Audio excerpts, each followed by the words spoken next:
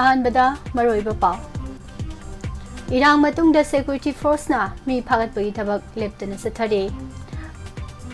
NIAꯒꯤ ꯑꯣꯐꯤꯁꯤꯌꯦꯜꯁꯤꯡꯅ doctor ꯁꯥꯗꯨꯅ ꯃꯅꯤꯄꯨꯔꯒꯤ ꯀꯦꯁꯇ ꯆꯦꯟꯅꯕ ꯑꯃ ꯀꯦꯔꯂꯥꯗꯒꯤ ꯐꯥꯒꯠꯈ꯭ꯔꯦ ꯃꯤꯇꯩ ꯃꯌꯦꯛ ꯆꯠꯅꯈꯤꯕꯒꯤ ꯅꯤꯡꯁꯤꯡ ꯊꯧꯔꯝ ꯄꯥꯡꯊꯣꯛꯈ꯭ꯔꯦ ꯁꯥꯏꯟꯕꯣꯔꯗꯁꯤꯡꯗ ꯃꯤꯇꯩ ꯃꯌꯦꯛꯄꯨ ꯃꯃꯤꯡꯇꯒꯤ ꯁꯤꯖꯤꯟꯅꯔꯤꯕꯁꯤꯡ ꯃꯤꯠꯌꯦꯡ ꯆꯪꯂꯒꯅꯤ ꯍꯥꯏꯔꯦ हाईवेदा मैतेसिंग अकीबा याउदना चनब थौरांग पाइखलो हाइबा वाफम फोंदोरकली PHED गा मरी लेनबसिंगा तौनिंगबता तौरिबा सिदा गवर्नर मिटिंग संगपियो हाइना एसोसिएशन फोंदोक्रे रॉयल राइडर्स ना तरा मरी सुबह महोसा इमानिंग सिंथा पांथोक्रे पांबैना लुसिंगबा यूनेलेब ना अथौबा सिंग सिंग नुमित का मरी लेना पाउजेल पिरकली मणिपुर की इरांग नेशनल मीडिया सिंगना मिटैना कुकीदा ओटपदौना लाना लौरगा पाव फोंबदा PCI की गाइडलाइन की मतुंग इन्ना नैनाखिदे हाइना MP बिमोल अकोइजमना फोंदोक्रे अमदि कोइरेंग लुसिंगबा यूनिलेबना अथौबा सिंग निंगसिंग नुमित पांथोक्रे खरुमजरी morning newspaper reading medium ताबिरिबा अमदि ताबिरिबा सिंगबो पुष्परानी लाइसुमना तरामना उक्सरी मरुइबा पाउसिंग हौजिक मियामदा संदोकना पिजरी मणिपुर दा हौकिबा कुमजा लिसिंग अनि कुलहुमदोगी मे अहुमदगी थोकलिबा कांगुपकी इरांग असिगा मरी लेनबा केस के अमरुम NIA याउना तोंगान तोंगानबा सिक्योरिटी एजेंसी सिंगना पाइखतखिबगा लोइनना मिफा मिपुनगी थबक सथबा लेप्ट्री NIA गे ऑफिशियल सिंग हेल्थ वर्कर सादुना मणिपुर की केस सेनबा लालहौलुप अमगी कादर अमसु केरला गे थलासेरीदगी फागतख्रे एजेंसी दगी फंगवा पाव असिन हाई फारबा मियोय असि मणिपुर हंदकी इरांग मनुंग असिदा थोकिबा थौदोक अमगी NIA ना पाइकिबा केस अमदा चेनबा मियोयनी महाकी ममिंग राजकुमार मैपाक्सना चही कुमाथोय कवे महाक हौकिबा इराय नुमितकी नुमिदावरम पुंग मंगारोम तारकपा द्वाइदा केरलागी थलासेरीदगी फागतपा ngakibane महाक मफम अदुदा थबक याउदुना लेरंबा थेंगनखी हाइरी पाव असिना मखाताना हाई इम्फालदगी मैपाक्सना असि मफम असिदा लैरे हाइबगी अकंगनबा पाव अमा फंगबदगी NIA गी सर्विलेंस टीमना नुमित कयानी सुपना थिजिलबा मतुंग अमदि हेल्थ ऑफिशियल सिंग सादुना महाकना लेरमगनी हाइबा मफम सिंगदा नोंजु थागा मरी लेनना हेल्थ चेकअप चटपदा थेंगनरखिबनी हेल्थ ऑफिशियल सारिबा NIA गी ऑफिशियल सिंग अदुना मफम अदुदा लेबा मियोय सिंगी आधार कार्ड सिंग मथंग मथंग चेक तौरक्पा अमदि मैपाक्सनागी मंगक्समदा हकपा टेटू अमदा मसक खंगबा ngamlakibani पाव असिगी मतुंगिने NIA गी ऑफिशियल सिंग अदुना फानना बहनरक्पा मतमदा मैपाक्सनाना यानिंगदबा अमदि मसाना नाथोकसखिनना बहनबगी ममी लेखिदे महाकी मथक्ता था कया सुमना थिगतुना लाखिबनी लोइनना केस असिगी मतांगदा NIA गी माइकैदगी केरला पुलिस फावबदा खंगहंदना थिगलखिबनी मैपाक्सनाना सासिनबा पासपोर्ट अमा पाइदुना अतोप्पा लेबाक अमदा चेनबा फावबा होटनरमखि अदुमपु माइपाकपा ngamखिदबने अहानबगी ओइना थिजिन हुमजिनबगी थबक सथबदा महाक सोशल मीडियादा होटल मैनेजमेंट की थबक कौबा अमा थेंगनबदगी केरलागी थलासेरीदा लाखिबनी महाक इंग्लिश अमदि हिंदी निंगथिना ngangbा ngamba maramna मियाम मरक अदुदा लेरमखिबनी महाक ममांग थादा केरलादा लाक्लगा स्टेट असिगी तोंगान तोंगान डिस्ट्रिक्ट सिंगदा लेरमखि मसिगी मतुंगदा थलासेरीगी थिरुपतगत्ता लेबा मंजोदीगी असानबा युम अमदा लेरखिबनी हाइना एजेंसीदगी फंगबा पाव असना मखा तारी सही खुदिंगी मे 19 फांगथोक्तुना लाक्पगुम कुमसी सही असिगी ओइनसु मितै इरोल इयेक लोइना सिलोन अपुनबलो मिलान सिंदुना मितै मेक सनखिबा निंगसिंग थौरम लुप असिगी मयाइ लोइसंगदा पांगथोक्रे मियामना सिजनरिबा sign board poster banner backdrop अमदि एडवर्टाइजमेंट सिंगदा मितै मयेकपु ममिंगतगी ओइबा मोंगदा सिजनरिबा सिंग मथक्ता मिडियंग संगलगनि हाइना मिलान की सेक्रेटरी जनरल लांगोइजम नोंमाई लेम्बिना फोंदोरकली थौरम असिगी मतांगदा मिलान की सेक्रेटरी पब्लिसिटी सोइबम अरुल मैतैना थादोरकपा चेरोल अमना हाई पांगथोकलिबा थौरम असिदा हेरिकोनी वाइस प्रेसिडेंट कोंखाम किरण मिलान की प्रेसिडेंट खाइदेम इंगोचा अमदि vice president Oinam kaina hanbina mathangsana thoiba mitung thoram mapu amadi athoiba lengbirek pasing oina saruk yakhi thoramga mari leinana mitei mayek satna hanna bahona bada sangsilaki ba khongjang singda chobo thodang lokhiba lekhidraba luk asigi thaumi singda amadi lamdam sida thokliba sahi ani helaba irang asida imaleba kidamak thawai katkraba athoba singi mafamda minute ani tumina leptuna minute ama tumina leptuna ikai khumna botki tungda milangi hanba lusing purel oiramba lekhidraba singsubam akabagi mami saktamda leikatuna ikai khumna basu utki Milan gi lusing purel khaidem ingosana milana lamdam sigi lol amadi mayek saukhatna ba thabak kaya paikhatuna lakli mitei mek satna hanana bahana bada lenga ka kan mamongda muknaki lup asigi thaumi yangkhai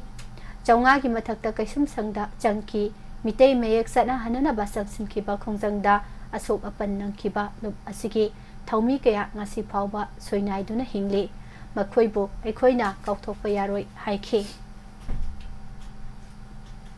National Highway amasung Manipur gi mafam khuding makta maitai singaki akhang yaudana sathok sasin janana ba leipak asigi constitution gi makhada governor na khanaba thorang thausil paikhatlu haina Manipur People's Democratic Front MPDF na taksilakli Manipur Press Club ki Kaubru Conference ta ngarang pangthokiba pawgi mifam amada MPDF ki Secretary Sapam Samungong na hai kumjalising ani kulhumdoi gi me ahum dagina ngasi phawba Manipur gi lifeline oiriba National Highway singda maitei furu ki miyo sing ningtamna jatpa yahandana leiri India gi oina punba National Highway masing chawnga ga mawbudra ga mapani masing manungda Manipur gi lifeline oiriba National Highway ani samga sumna ani amadi kuntraga tarit asisu yauribani Indian Constitution da kanagumba miyo kangrup amana National Highway thingna bagi hak yaude maram aduna Indian Constitution na piba haksing thugaina ba hotnariba miyoi singi mathakta chapchaba action lokhatpa mathau tai karigumba action lohaudrabadi leibak asigi ingtappada achoba singnaba ama oirakani habasi khangminaba changi Jammu and Kashmir gi Pahalgam da thokhiba tamthiraba thodok adugi damak India lengak na Pakistan gi mathakta chapchaba action lokhi nupi angang yauna misam kya gi thawai mangkhriba Manipur gi su asigidi India lengak na chapchaba thabak paikhat pham thok tabra haibasi achobo wahang ama oiri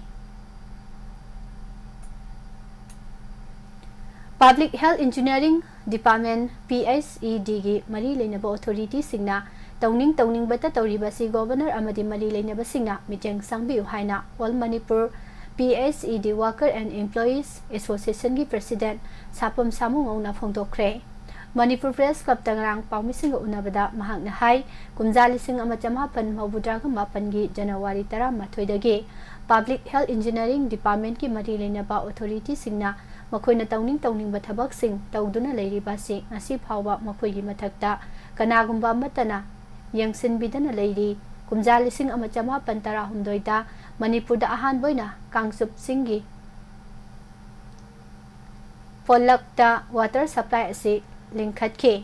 adumoina mag kumja lising ama chamapan umbudraga nipanda Public Health Engineering Department haina mingthonduna matam atu de en Bijoy Kumar na department asig chief engineer oina thabak pukhi matam adu da mathau tabagi matungina casual master role oina thabak toriba khudingmak work charge on ba work charge confirm tawduna regularization phawba tawkhi Adubo hariba department asida kumjalising ama chamapan mawbudraga mapan gi January 13 dagi hoduna rule of law gi mathakta competent authority na leibugum tawba sina Essential Service Maintenance Act lising ama chamapan humbudraga taruk amasung Manipur Essential Service Maintenance Act lising ama chamapan maripuga maribu magun yahandaba oina uhalli haiba wafamsu thamki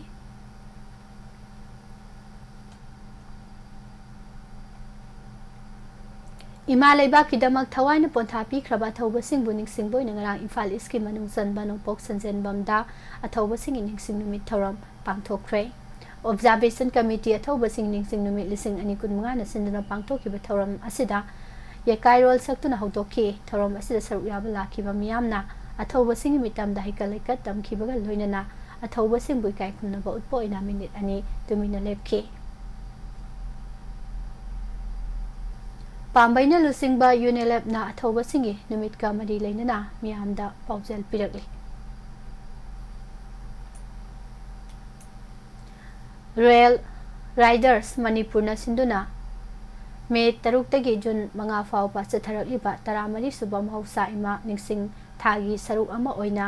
Tengnoupal ꯗꯤꯁꯇ꯭ꯔꯤꯛꯀꯤ ꯍꯩꯀꯛꯄꯣꯛꯄꯤꯗ ꯂꯩꯕ mission blind ꯁ꯭ꯀꯨꯜꯗ ꯉꯔꯥꯡ ꯎ ꯆꯥꯔꯥ ꯀꯌꯥꯃꯔꯨꯝ ꯊꯥꯈ꯭ꯔꯦ꯫ ꯊꯧꯔꯝ ꯑꯁꯤꯗ ꯔꯣꯌꯦꯜ ꯔꯥꯏꯗꯔꯁ ꯃꯅꯤꯄꯨꯔꯒꯤ ꯄ꯭ꯔꯁꯤꯗꯦꯟꯠ R.K. ꯇꯣꯝꯕꯤꯁꯅꯥ DIPR ꯑꯃꯗꯤ ꯃꯍꯨꯠꯀꯤ ꯗꯥꯏꯔꯦꯛꯇꯔ N.G. ꯎꯇꯝꯁꯨ ꯁꯔꯨꯛ ꯌꯥꯈꯤ꯫ ꯊꯧꯔꯝ ꯑꯁꯤꯒꯤ ꯁꯔꯨꯛ ꯑꯃ ꯑꯣꯏꯅ ꯃꯤꯁꯟ ꯕ꯭ꯂꯥꯏꯟ ꯁ꯭ꯀꯨꯜꯒꯤ ꯃꯍꯩꯔꯣꯏꯁꯤꯡ ꯎꯅꯗꯨꯅ ꯑꯀꯣꯏꯕꯒꯤ ꯈꯜ ꯉꯥꯛꯅ ꯊꯝꯕꯒꯤ ꯃꯇꯥꯡꯗ ꯋꯥꯔꯤ ꯁꯥꯅꯈꯤ꯫ ꯍꯧꯖꯤꯛ ꯆꯠꯊꯔꯤꯕ 14ꯁꯨꯕ ꯏꯃꯥ ꯅꯤꯡꯁꯤꯡ ꯊꯥ ꯑꯁꯤꯗ ꯄꯣꯠꯆꯩ ꯌꯦꯟꯊꯣꯛꯄ, ꯁ꯭ꯄꯣꯠ ꯄꯦꯟꯇꯤꯡ ꯀꯝꯄꯤꯇꯤꯁꯟ ꯑꯃꯗꯤ ꯃꯤꯌꯥꯝꯒ ꯄꯨꯟꯅ ꯄꯥꯡꯊꯣꯛꯃꯤꯟꯅꯕ ꯌꯥꯕ ꯊꯧꯔꯝ ꯀꯌꯥꯃꯔꯨꯝꯁꯨ ꯌꯥꯎꯔꯤ꯫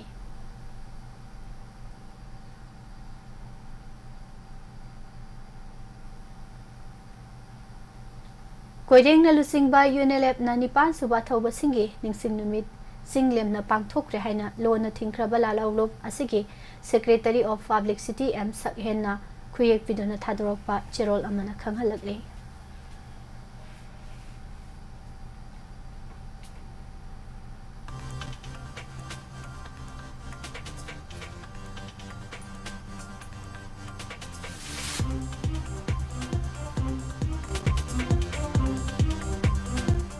ꯀꯨꯝꯖꯥ 2013 ꯑꯃꯁꯨꯡ 2012ꯗ ꯃꯤꯑꯣꯏ ꯂꯥꯈ ꯀꯌꯥꯅ ꯃꯩꯇꯩꯕꯨ ST ꯂꯤꯁꯇ ꯆꯜꯍꯜꯂꯨ ꯍꯥꯏꯗꯨꯅ ꯈꯣꯡꯖꯪ ꯀꯌꯥ ꯆꯠꯊꯈꯤꯕꯒ ꯂꯣꯏꯅꯅ ꯀꯨꯝꯖꯥ 2012ꯗ ꯃꯤꯌꯥꯝꯒꯤ ꯑꯣꯏꯕ ꯔꯤꯐꯔꯦꯟꯗꯝ ꯆꯠꯊꯈꯤꯕ ꯃꯇꯝꯗ ꯃꯤꯑꯣꯏ ꯂꯥꯈ 9 ꯂꯣꯝꯅ ꯁꯧꯒꯠꯈꯤꯕꯅꯤ꯫ ꯑꯁꯤꯒꯨꯝꯕ ꯃꯤꯌꯥꯝꯒꯤ ꯐꯤꯔꯦꯞ ꯑꯃꯁꯨꯡ ꯈꯣꯜꯂꯥꯎ ꯑꯁꯤ ꯏꯟꯗꯤꯌꯥ ꯑꯃꯗꯤ ꯃꯅꯤꯄꯨꯔ ꯂꯩꯉꯥꯛꯅ ꯏꯀꯥꯏ ꯈꯨꯝꯅꯐꯝ ꯊꯣꯛꯏ ꯍꯥꯏꯅ ꯃꯩꯇꯩ ꯇ꯭ꯔꯥꯏꯕ ꯌꯨꯅꯤꯌꯟꯅ ꯅꯍꯧꯅꯅ ꯐꯣꯡꯗꯣꯔꯛꯂꯤ꯫ MTUꯒꯤ ꯑꯣꯔꯒꯅꯥꯏꯖꯦꯁꯟ ꯁꯦꯀ꯭ꯔꯦꯇꯔꯤ ꯄꯔꯤꯖꯥꯠ ꯁꯤꯡꯅ ꯉꯔꯥꯡ ꯊꯥꯗꯣꯔꯛꯄ ꯆꯦꯔꯣꯜ ꯑꯃꯅ ꯍꯥꯏ ꯆꯠꯂꯤꯕ ꯆꯍꯤ ꯑꯁꯤꯒꯤ ꯍꯧꯈꯤꯕ ꯐꯦꯕ꯭ꯔꯨꯋꯥꯔꯤ 18ꯗ ꯃꯅꯤꯄꯨꯔꯗ ꯄ꯭ꯔꯁꯤꯗꯦꯟꯠ ꯔꯨꯜ ꯂꯩꯈ꯭ꯔꯕ ꯃꯇꯨꯡꯗꯒꯤ ꯌꯨꯅꯤꯌꯟ ꯑꯁꯤꯅ ꯒꯣꯚꯔꯅꯔ ꯎꯅꯗꯨꯅ ꯃꯩꯇꯩꯁꯤꯡꯕꯨ ST ꯂꯤꯁꯇ ꯆꯟꯅꯅꯕꯒꯤ ꯔꯤꯀꯃꯦꯟꯗꯦꯁꯟ ꯊꯥꯕꯤꯅꯅꯕꯒꯤ ꯃꯇꯥꯡꯗ ꯋꯥꯔꯤ ꯁꯥꯅꯅꯕꯒꯤꯃꯇꯝ ꯄꯤꯕꯤꯌꯨ ꯍꯥꯏꯅ 3 ꯍꯥꯏꯖꯈꯤ꯫ ꯑꯗꯨꯕꯨ ꯒꯣꯚꯔꯅꯔꯒꯤ ꯃꯥꯏꯀꯩꯗꯒꯤ ꯑꯌꯥꯕ ꯄꯤꯈꯤꯗꯦ꯫ ꯒꯣꯚꯔꯅꯔꯒꯤ ꯋꯥꯈꯜꯂꯣꯟꯗ ꯍꯧꯖꯤꯛ ꯊꯣꯛꯂꯤꯕ ꯃꯩꯇꯩ ꯑꯃꯁꯨꯡ ꯀꯨꯀꯤ ꯃꯨꯛꯅꯕꯒꯤ ꯂꯥꯟ ꯑꯁꯤ ꯃꯩꯇꯩꯅ ST ꯂꯤꯁꯇ ꯆꯟꯅꯕ ꯍꯣꯠꯅꯔꯛꯄꯗꯒꯤꯅꯤ ꯍꯥꯏꯅ ꯂꯥꯟꯅ ꯂꯧꯔꯕ꯭ꯔꯥ ꯍꯥꯏꯕꯁꯤ ꯈꯪꯅꯤꯡꯏ꯫ ꯊꯣꯛꯂꯤꯕ ꯂꯥꯟ ꯑꯁꯤ ꯃꯩꯇꯩꯅ ST ꯂꯤꯁꯇ ꯆꯤꯡꯕꯒ ꯃꯔꯤ ꯂꯩꯅꯕ ꯃꯥꯟꯕ ꯃꯑꯣꯡꯗ ꯌꯨꯅꯤꯌꯟ ꯍꯣꯝ ꯃꯤꯅꯤꯁꯇꯔ ꯑꯃꯁꯨꯡ ꯃꯃꯥꯡꯒꯤ ꯆꯤꯐ ꯃꯤꯅꯤꯁꯇꯔꯅꯁꯨ ꯇꯥꯡꯀꯛ ꯀꯌꯥꯔꯛꯇ ꯐꯣꯡꯗꯣꯛꯈꯤꯕ ꯂꯩꯈ꯭ꯔꯦ꯫ ꯑꯗꯨꯕꯨ ꯍꯧꯖꯤꯛ ꯊꯣꯛꯂꯤꯕ ꯋꯥꯊꯣꯛ ꯑꯁꯤꯒꯤ ꯍꯧꯔꯛꯐꯝ ꯊꯤꯖꯤꯜꯂꯤꯕ ꯏꯟꯗꯤꯌꯥ ꯂꯩꯉꯥꯛꯀꯤ ꯀꯃꯤꯇꯤꯁꯤꯡ ꯑꯃꯗꯤ ꯃꯥꯂꯦꯝꯒꯤ ꯃꯤꯌꯥꯝ ꯄꯨꯝꯅꯃꯛꯅ ꯀꯔꯤꯗꯒꯤ ꯀꯝꯗꯧꯅ ꯊꯣꯛꯄꯅꯣ ꯍꯥꯏꯕꯗꯨ ꯃꯌꯦꯛ ꯁꯦꯡꯅ ꯈꯪꯅꯔꯕꯅꯤ꯫ ꯆꯦꯔꯣꯜ ꯑꯁꯤꯅ ꯃꯈꯥ ꯇꯥꯅ ꯍꯥꯏ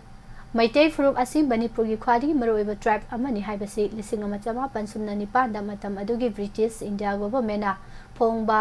T.C. ꯍꯨꯗꯁꯟ ICS ꯑꯣꯐꯤꯁꯥꯔꯅ ꯏꯕ ꯂꯥꯏꯔꯤꯛꯇ ꯌꯥꯝꯅ ꯃꯌꯦꯛ ꯁꯦꯡꯅ ꯄꯜꯂꯤ꯫ ꯃꯇꯝꯗꯨꯒꯤ ꯕ꯭ꯔꯤꯇꯤꯁ ꯏꯟꯗꯤꯌꯥ ꯒꯣꯚꯔꯟꯃꯦꯟꯠꯅ ꯐꯣꯡꯕ 1812 ꯑꯃꯁꯨꯡ 1838ꯒꯤ ꯁꯦꯟꯁꯁ ꯔꯤꯄꯣꯔꯠꯇ ꯃꯩꯇꯩꯅ ꯇ꯭ꯔꯥꯏꯕ ꯅꯝꯕꯔ 1ꯗ ꯂꯩ꯫ 1897ꯒꯤ ꯃꯇꯝꯗꯨꯒꯤ ꯏꯟꯗꯤꯌꯥꯒꯤ ꯏꯟꯇꯔꯤꯌꯝ ꯒꯣꯚꯔꯟꯃꯦꯟꯠꯅ ꯑꯁꯥꯝ ꯑꯃꯁꯨꯡ ꯇ꯭ꯔꯤꯄꯨꯔꯥꯗ ꯂꯩꯔꯤꯕ ꯇ꯭ꯔꯥꯏꯕꯁꯤꯡꯕꯨ ꯁꯦꯗ꯭ꯌꯨꯜ ꯇ꯭ꯔꯥꯏꯕ ꯂꯤꯁꯇ ꯌꯥꯎꯅꯅꯕ ꯏꯈꯠꯈꯤꯕꯗ ꯃꯩꯇꯩꯁꯤꯡꯕꯨ ꯂꯤꯁ ꯑꯗꯨꯗ ꯌꯥꯎꯍꯟꯈꯤꯗꯦ꯫ ꯑꯗꯨꯕꯨ ꯀꯨꯝꯖꯥ 1930 ꯑꯃꯁꯨꯡ 2002ꯗ ꯃꯇꯝꯗꯨꯒꯤ ꯄ꯭ꯔꯥꯏꯝ ꯃꯤꯅꯤꯁꯇꯔ ꯏꯟꯗꯤꯔꯥ ꯒꯥꯟꯙꯤ ꯑꯃꯁꯨꯡ ꯑꯇꯜ ꯕꯤꯍꯥꯔꯤ ꯕꯥꯖꯄꯥꯏꯒꯤ ꯃꯇꯝꯗ ꯃꯩꯇꯩꯕꯨ ST ꯂꯤꯁꯇ ꯆꯟꯅꯅꯕꯒꯤ ꯔꯤꯀꯃꯦꯟꯗꯦꯁꯟ ꯊꯥꯔꯛꯅꯕ ꯑꯀꯟꯕ ꯋꯥꯐꯝ ꯍꯥꯏꯔꯝꯈꯤꯕ ꯂꯩ꯫ ꯃꯈꯥ ꯇꯥꯔꯛꯄꯗ 2018ꯒꯤ ꯃꯥꯔꯆ 6ꯇꯁꯨ ꯁꯦꯟꯇꯔ ꯂꯩꯉꯥꯛꯅ ꯁ꯭ꯇꯦꯠ ꯂꯩꯉꯥꯛꯇ ꯔꯤꯀꯃꯦꯟꯗꯦꯁꯟ ꯊꯥꯔꯛꯅꯅꯕ ꯑꯃꯨꯛꯀꯁꯨ ꯍꯥꯏꯔꯛꯈꯤ꯫ ꯃꯁꯤꯒꯤ ꯃꯈꯥ ꯇꯥꯔꯛꯄ ꯇꯥꯡꯀꯛ ꯑꯃꯁꯨꯡ ꯄꯥꯔꯂꯤꯌꯥꯃꯦꯟꯠꯇ ꯍꯪꯈꯤꯕ ꯋꯥꯍꯪ ꯀꯌꯥꯒꯤ ꯄꯥꯎꯈꯨꯝꯗ ꯏꯟꯗꯤꯌꯥ ꯂꯩꯉꯥꯛꯅ ꯁ꯭ꯇꯦꯠꯀꯤ ꯔꯤꯀꯃꯦꯟꯗꯦꯁꯟ ꯊꯥꯔꯛꯄ ꯆꯪꯏ ꯍꯥꯏꯈꯤꯕ ꯂꯩꯈꯤ꯫ ꯃꯃꯥꯡꯗꯁꯨ ꯏꯟꯗꯤꯌꯥ ꯂꯩꯉꯥꯛꯅ ꯔꯤꯀꯃꯦꯟꯗꯦꯁꯟ ꯊꯥꯔꯛꯅꯕ ꯀꯌꯥꯔꯛ ꯍꯥꯏꯔꯛꯈꯤꯕꯗꯨ ꯌꯦꯡꯂꯒ ꯍꯧꯖꯤꯛꯇꯤ ꯁ꯭ꯇꯦꯠ ꯂꯩꯉꯥꯛ ꯑꯁꯤ ꯁꯦꯟꯇꯔꯒꯤ ꯈꯨꯠꯇ ꯂꯩꯔꯕꯅꯤꯅ ꯊꯥꯐꯝ ꯊꯣꯛꯄ ꯔꯤꯀꯃꯦꯟꯗꯦꯁꯟ ꯑꯗꯨ ꯊꯥꯕꯤꯅꯅꯕ ꯒꯣꯚꯔꯅꯔꯅ ꯍꯣꯠꯅꯐꯝ ꯊꯣꯛꯏ ꯍꯥꯏꯅꯁꯨ ꯃꯍꯥꯛꯅ ꯃꯈꯥ ꯇꯥꯔꯛꯂꯤ꯫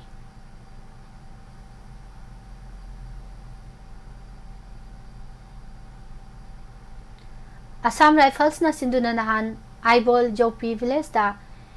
AD with Company Commander haina mingthonba thoram ama pangthokre IGAR South ki serol amana hai mapung oina sana khotnaba education environmental awareness amasung youth development gi matangda company commander guna kiba sida kunja sama tara hundoina saru yaki masida yaukhiba ngang drawing competition su pangthokhi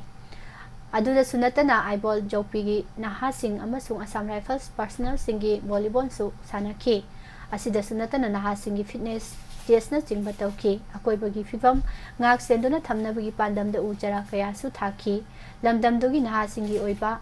career guidance session amasu pangthok tuna company commander na tongan ba makhalgi khuthangda career semnaba amasung hena pungning thogatpagi wafum kya su phongdokhi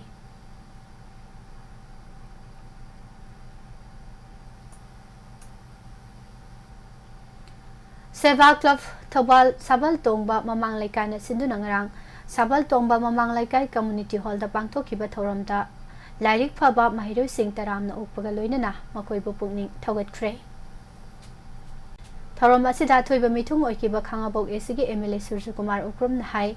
haujiki matam asi yamna competitive oire India lengak na sutungi mirol oigadoriba naha singbu mahai masin ningthina tamnabagi scheme kayagi khuthangda honabaya honari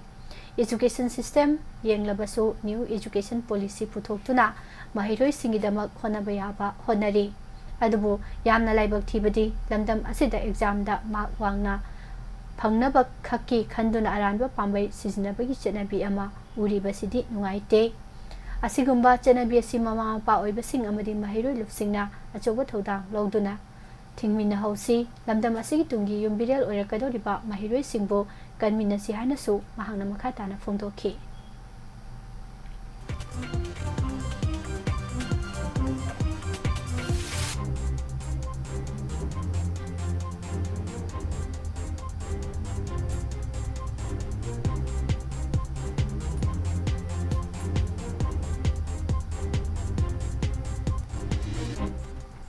Miyamna mahau yauba punsi amada hingba ngamlaba matam adu khaktada miyamgi thabak tawba ngamle haina khanjagani hawjik phawbagi oinadi miyamgi laman toli haina Bisnupur SC MLA Govidas Konthau samna phangdokkhre BJP Bisnupur mandal na sinduna ngarang ningthaukhongda leiba mandal asigi conference hall da pangthokhiba thoram amada ningthaukhong municipal council 1 number 4 dagi tongan ba political party singi active member oiramba mioi tarani thoina BJP da sanglakpada harauna okkhre thoramga mari lainana India gi Armed Force na sathaki operation sindur gi damak miyamna lepli haibagi tiranga jatra su ningthaukhongda chatki thoramda Govidas Konthau jamna makhata na hai India gi Prime Minister Narendra Modi na operation sindur haina terrorist sing amadi makoida mateng pangliba Pakistan gi mathakda sathaki lan aduda Manipur gi miyam su Armed Force gi damak lepli haibagi thajabadu utpo oina tiranga jatra satpani Ekhoi punna amato iba wakhalonda satminarabadi Bisnupur AC asisu chawkhatpe AC ama oiba ngamgani hairatuna miyamgi apamba khudingmak pangthokpa ngamdri haiki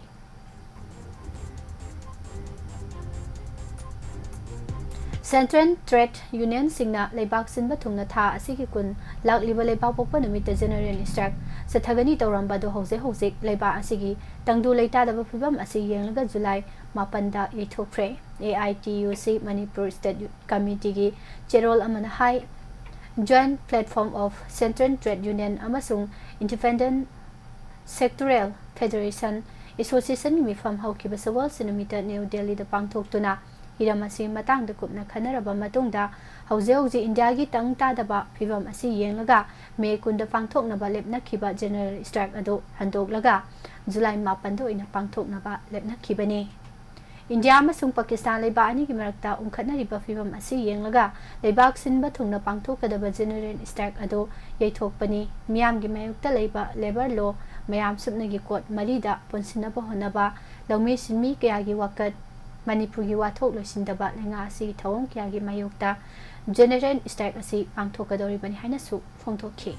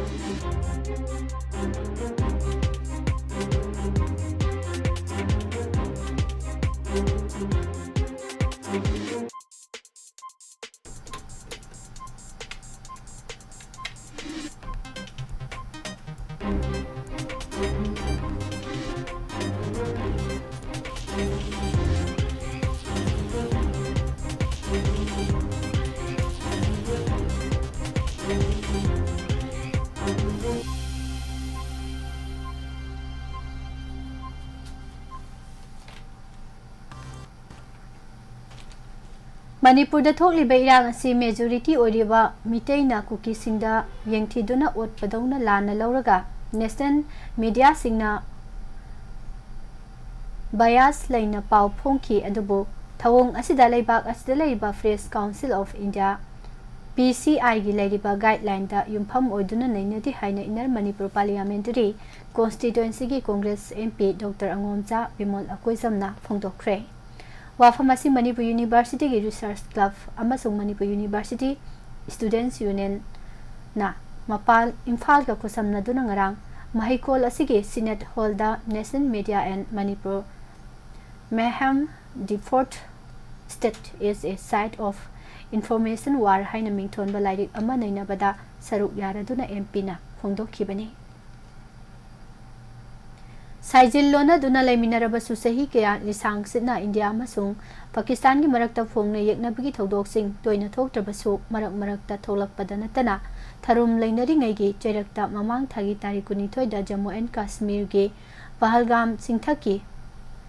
tourist spot ta micham kuntaruk nomoina kaptuna hatkibadagi leibak anigi marakta numit mari ni chupna akanbalan satharakibadu ceasefire taunaduna lepkibada ngairi ngaida atoppa yumthangnariba Bangladesh ki konung Dhaka da west tawba Turkey na saugatpa NGO amana India ki awang nompok ki state pumnamak yauna Bihar Jharkhand Odisha fawba yahon batanatana Myanmar gi Arakan state fawba konsinduna yekpa Greater Bangladesh ki watho oirakadaba map ama puthorakhre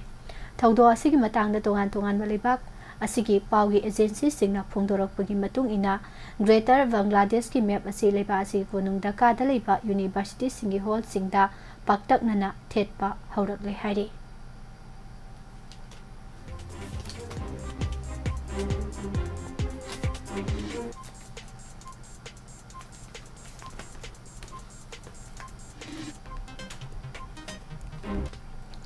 Nahan numidang pung mapalom tarakpada Nauremthong Khuman-Them Lekai gi mafam amada miyoi ani ningai sangdanarakpadagi amana amada onsinaduna air gunna kapada oithangba thabakta panduna sokpadagi laikanaba nangdana laikhidraba asigi maming lekai asidagi Laisangthem Debsan Elias Abu Sahi Kuntra apokpa laikhidraba el Guneswar kawi mangonda air gunna kapkiba naha asigi mamingna Laisangthem Yaifaba Elias Amo Sahi Kunmari apokpa en nanaw kawi makoi ani yumthangnana leiminabada natana sagai gi machin manaw thoi hairi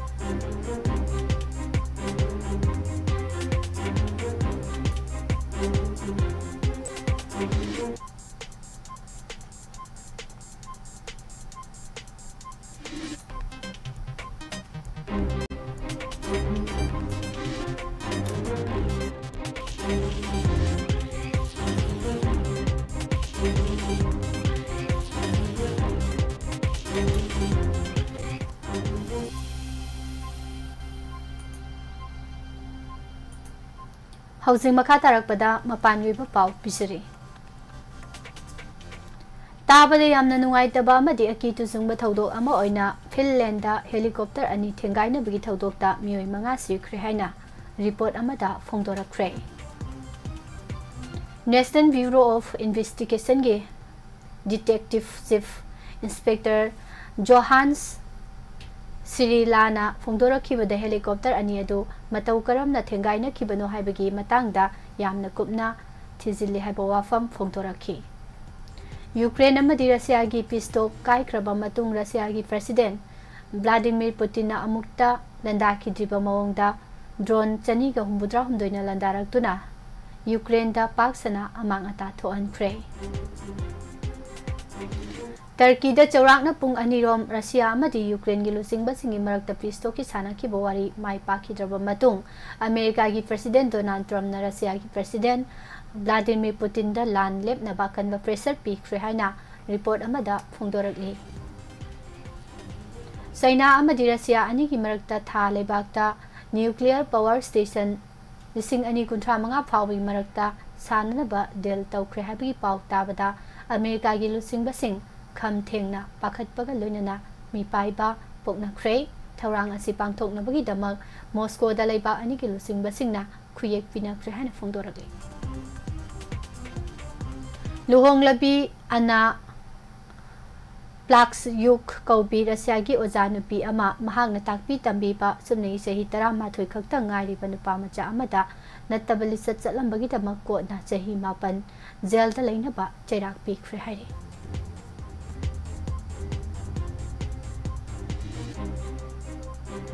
सुमनगी नुमित निनीगी मनुंगदा Israel गी लानमिसिंगना गजादा पाक्सना लंदादुना Palestinian जनीगी यांखैरोम हाटख्रे America की president Donald Trump ना India अमदी Pakistan की मरक्ता कीबा फंगलबा nuclear की लान थोकलबा याई हाइना फोंदोरख्रे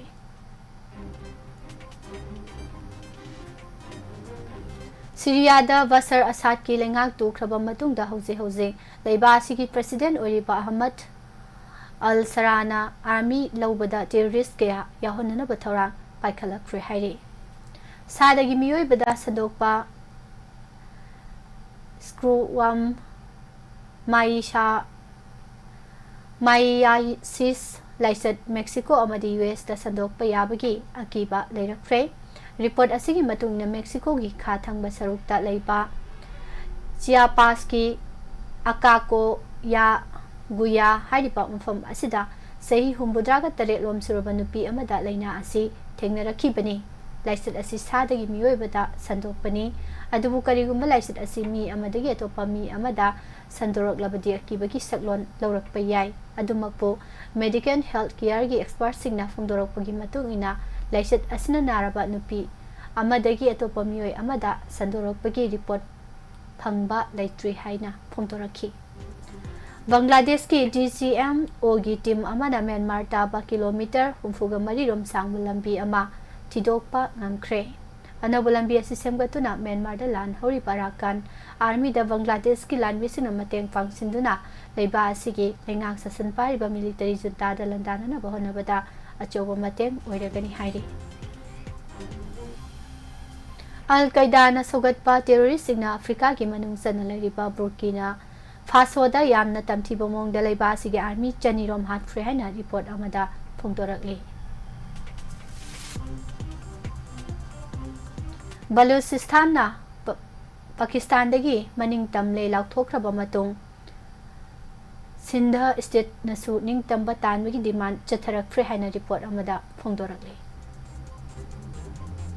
greater Bangladesh की map सागलकपदा Myanmar के राकान state अमदी India की Bihar Jharkhand Orissa अमसुंग Manipur यावना north east की स्टेट सिंग यावरख्रे हाइना रिपोर्ट अमदा फोंदोख्रे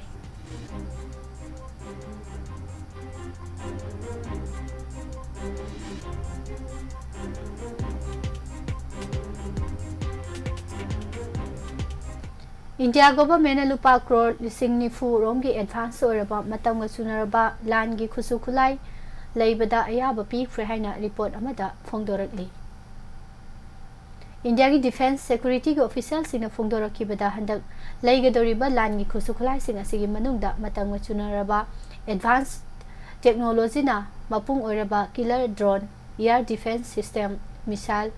बॉम्ब टॉप रॉकेट अमदी अतै अतोपा लान की खुसु खुलाई कया यावी हाइरी इंडिया की होम मिनिस्टर अमित शाह ने पाकिस्तान ने इंडिया दा हंगतने यंगलपा वारगने हाइना गुजरात पांगथोकपा थौरम अमदा फोंदोख्रे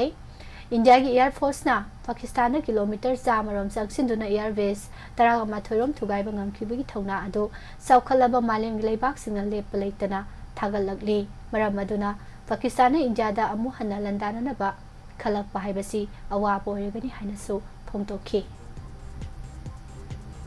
इंडिया ऑपरेशन सिंदूर पार्ट 2 चथदुना पाकिस्तान पाक सना अमांग अता थोहननबा होनकी अदुबु पाकिस्तान इंडिया खोंग पाइदुना हाइजरकपदगी सिजफायर तौखिबनी हाइना रिपोर्ट अमदा फोंदोकली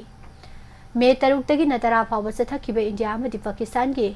लांदा इंडिया की एयर फोर्स ना पाकिस्तान की मरोइबा एयर बेस 13 रोम मपुंग फाना थुगाइखिबदगी अते तोप पांबै लेरक्तबदगी अमेरिका दा हाइजरबा मतुंगदा इंडिया सु ऑपरेशन सिंदूर पार्ट 1 की पांदम सबसाना फंगबा ngमखिबना मखाताना ऑपरेशन सिंदूर पार्ट 2 चथदना बगी फिरेप लौरदुना सिजफायर तौबदा यानाखिबनी हाइरे पाकिस्तान लेबा की ख्वादिगी वांगबा इंटेलिजेंस के एजेंट अमा ओरिबा इंटर सर्विसेज इंटेलिजेंस ISI ना कौबदगी कांग्रेस के MP गौरव गोगोई पाकिस्तान चलुई हाइना सामी चीफ मिनिस्टर हेमंत बिस्वा सरमना मराल सिखरे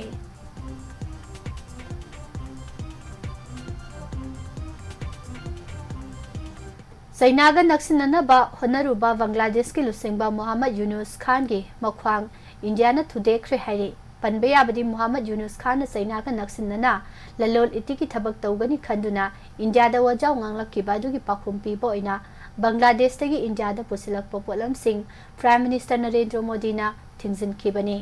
अथिंगबा सि लौथोखिननबा बांग्लादेश की लुसिंगबा मोहम्मद यूनुस खान इंडिया दा अमुहना हाइजरखरे हाइरे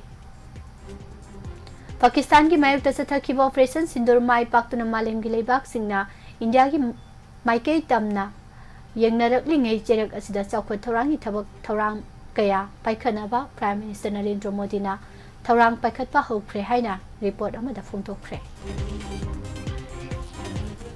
ngarang ayu anganba chawrakna pung 3 makharom tarakpa dwaida Hyderabad ke yamna maming satpa Charminar maya nakna leiba building amada kan mamongda mai sakwi thodo amada angang nipan yauna punna miyoi 38 laikhidre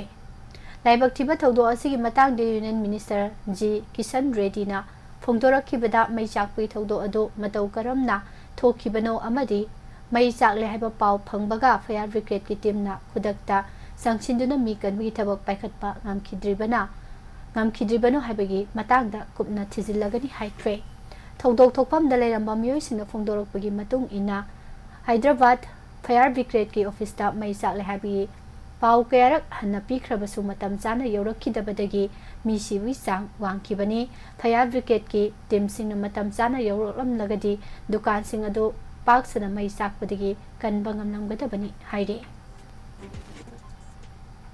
technical दा यारक्तबदगी इसरोगी EOS 09 satellite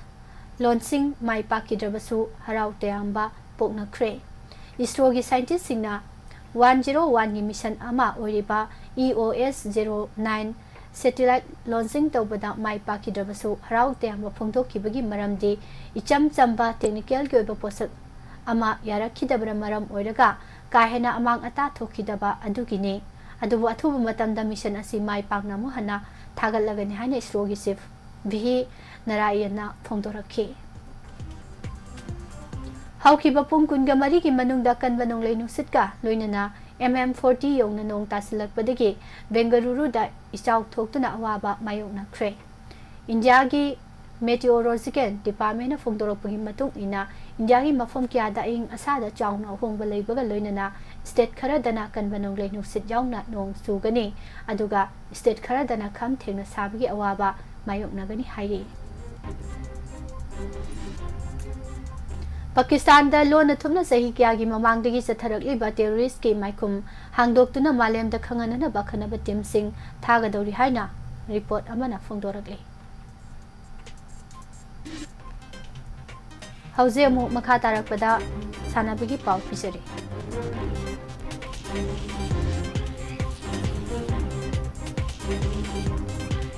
Indian premiere league 2025 की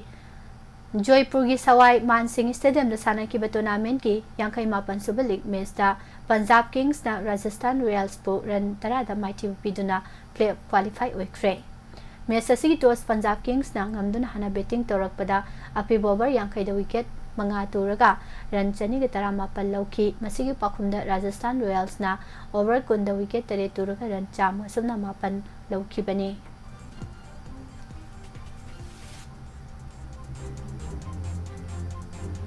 ꯀꯨꯝꯖꯥ ꯂꯤꯁꯤꯡ ꯑꯅꯤ ꯀꯨꯟꯇꯔꯦꯠꯇ ꯄꯥꯡꯊꯣꯛꯀꯗꯕ election ꯑꯁꯤꯗ ꯀꯔꯤꯒꯨꯝꯕ ꯃꯥꯏ ꯄꯥꯛꯂꯕꯗꯤ ꯆꯍꯤ ꯈꯨꯗꯤꯡꯒꯤ ꯍꯤꯌꯥꯡꯂꯝ ꯑꯦꯁꯤꯗꯒꯤ ꯁꯤꯚꯤꯜ ꯁꯥꯔꯚꯤꯁ NEET ꯑꯃꯗꯤ JEETꯒꯤ ꯑꯦꯛꯖꯥꯝꯁꯤꯡ ꯊꯥꯒꯗꯕ ꯃꯍꯩꯔꯣꯏ ꯀꯨꯟꯊ꯭ꯔꯥ ꯈꯟꯒꯠꯇꯨꯅ ꯂꯦꯝꯅ ꯀꯣꯆꯤꯡ ꯇꯝꯍꯟꯗꯨꯅ ꯑꯦꯁꯤ ꯑꯁꯤꯗꯒꯤ ꯃꯇꯤꯛ ꯆꯥꯕ ꯑꯐꯕ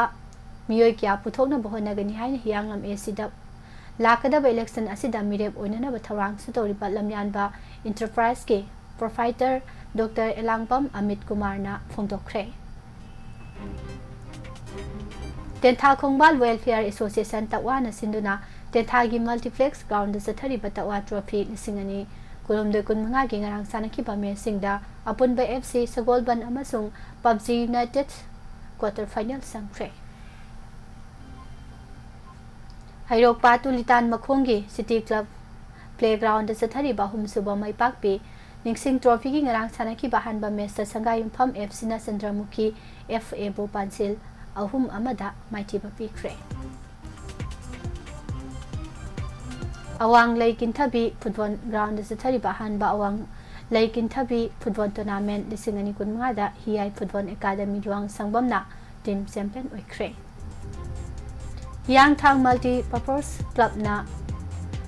ꯁꯤꯟꯗꯨꯅ ꯍꯤꯌꯥꯡꯊꯥꯡ ꯀꯥꯡꯖꯩꯕꯨꯡ ꯂꯝꯄꯥꯛꯇ ꯆꯠꯊꯔꯤꯕ ꯑꯍꯥꯟꯕ MPC ꯇ꯭ꯔꯣꯐꯤ 2015ꯒꯤ ꯉꯔꯥꯡ ꯁꯥꯟꯅꯈꯤꯕ ꯃꯦꯆꯁꯤꯡꯗ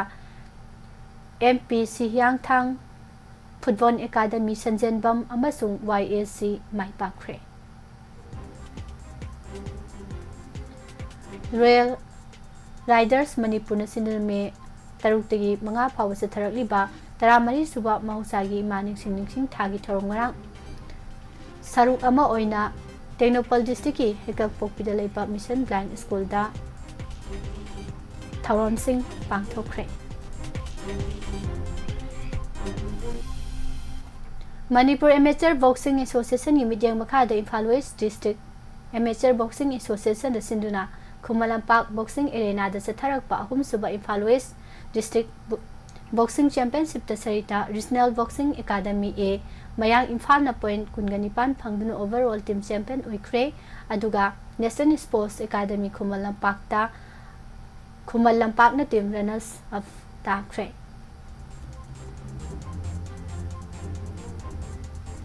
ꯃꯅꯤꯄꯨꯔ ꯍꯣꯀꯤꯒꯤ ꯃꯤꯠꯌꯦꯡ ꯃꯈꯥꯗ ꯌꯨꯅꯥꯀꯣ ꯁ꯭ꯀꯨꯜ ꯆꯅꯨꯡꯅ ꯁꯤꯟꯗꯨꯅ ꯉꯔꯥꯡꯗꯒꯤ ꯁ꯭ꯀꯨꯜ ꯑꯁꯤꯒꯤ ꯍꯣꯀꯤ ꯐꯤꯜꯗ ꯑꯅꯤꯁꯨꯕ ꯌꯨꯅꯥꯀꯣ cup state level 9-a-side men's open hockey tournament ꯁꯥꯟꯅꯕ ꯍꯧꯈ꯭ꯔꯦ꯫ ꯄꯥꯝꯌꯥꯟ ꯒ꯭ꯔꯥꯎꯟ ꯄꯥꯠꯁꯣꯏꯗ ꯆꯠꯊꯔꯤꯕ 3ꯁꯨꯕ ꯁꯉꯥꯏ ꯇ꯭ꯔꯣꯐꯤ ꯚꯦꯇꯔꯥꯟ ꯐꯨꯠꯕꯣꯜ ꯆꯦꯝꯄꯤꯌꯟꯁꯤꯞꯀꯤ ꯁꯦꯃꯤ ꯐꯥꯏꯅꯦꯜ ꯂꯥꯏꯟ ꯑꯞ ꯃꯄꯨꯡ ꯐꯥꯈ꯭ꯔꯦ꯫ ꯊꯥ ꯑꯁꯤꯒꯤ ꯀꯨꯟꯗ ꯐ꯭ꯂꯥꯝ ꯏꯝꯐꯥꯜ ꯑꯃꯁꯨꯡ ꯀꯩꯁꯥꯝꯊꯣꯡ FC ꯑꯗꯨꯒ 12ꯗꯅ UVSA ꯂꯤꯂꯣꯡ ꯆꯥꯖꯤꯡ ꯑꯃꯁꯨꯡ ꯕꯁꯥꯏ ꯊꯥꯡꯃꯩꯕꯟꯅ ꯁꯥꯟꯅꯔꯒꯅꯤ꯫ ꯌꯦꯜꯂꯣ 3 ꯑꯃꯁꯨꯡ ꯔꯦꯗ ꯀꯥꯔꯗ ꯑꯃ ꯄꯤꯈꯤꯕ ꯄ꯭ꯔꯤꯃꯤꯌꯔ ꯂꯤꯒ ꯒ꯭ꯔꯨꯞ Bꯒꯤ ꯍꯥꯏ ꯇꯦꯝꯄꯔ ꯃꯦꯆ ꯑꯃꯗ KIYC ꯈꯦꯇ꯭ꯔꯤ ꯑꯋꯥꯡ ꯂꯩꯀꯥꯏꯅ ꯅꯤꯁꯥ ꯊꯥꯡꯃꯩꯕꯟꯕꯨ ꯄꯥꯟꯁꯤꯜ 3-0ꯗ ꯃꯥꯏꯊꯤꯕ ꯄꯤꯗꯨꯅ ꯁ꯭ꯇꯦꯠ ꯇꯣꯞ ꯇꯌꯔ ꯐꯨꯠꯕꯣꯜ ꯀ꯭ꯂꯕ ꯀꯝꯄꯤꯇꯤꯁꯟ ꯑꯁꯤꯗ ꯃꯦꯆ 3ꯒꯤ ꯃꯇꯨꯡ ꯑꯍꯥꯟꯕ ꯑꯣꯏꯅ ꯃꯥꯏ ꯄꯥꯛꯄ ꯉꯝꯈ꯭ꯔꯦ꯫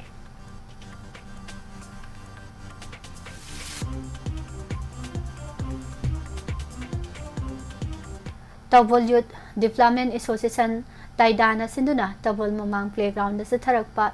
10ꯁꯨꯕ TS ꯀꯨꯃꯥꯔ ꯅꯤꯡꯁꯤꯡ 9-a-side ꯐꯨꯠꯕꯣꯜ ꯇꯣꯔꯅꯥꯃꯦꯟꯠꯀꯤ ꯋꯤꯟꯅꯔ ꯀꯦꯅꯦꯗꯤ FC ꯕꯤꯁꯅꯨꯄꯨꯔꯅ ꯑꯣꯏꯈ꯭ꯔꯦ꯫